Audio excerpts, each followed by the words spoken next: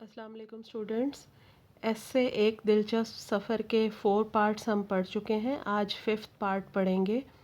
फूल हैं सहरा में, परियां कतार अंदर कतार, ऊदे ऊदे नीले नीले पीले पीले पैरहन। यानी शायर कह रहे हैं कि सहराओं में या किसी भी जगह पर फूल इस तरह से अपने रंग बखेरे हुए नज़र आ रहे थे, ऐसी खूबसूरती नज़र आ रही थी, ऐसा महसूस हो रहा था जैसे परियां हैं और कतारों में खड़ी हैं या चली जा रही हैं। और ऊदे ऊदे नीले नीले पीले पीले पैरहन यानी लिबास और मुख्तलिफ़ रंगों के फूल अपने ऐसा महसूस हो रहा था जैसे मुख्तलिफ़ रंगों के लिबास पहने हुए उन्होंने और वो अपनी ही एक बहार दिखा रहे थे।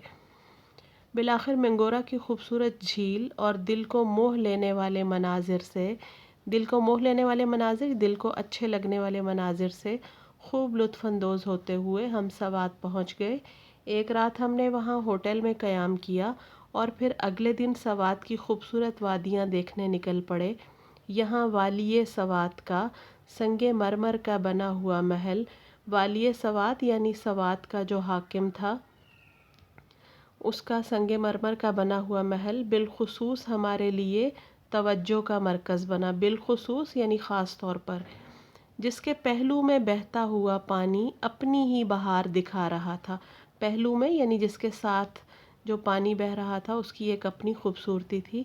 हम सब कज़न्स पहाड़ों पर चढ़ गए और गिरदोपेश की खूब सैर की। गिरदोपेश इर्द गिर्द। इन फितरी मनाजिर को देखकर तमाम लोग नहायत खुश व खुर्रम दिखाई दे रहे थे। खुश व खुर्रम यानी बहुत खुश दिखाई दे रहे थे। इस तफरी के बाद वापसी का सफ़र शुरू होना था।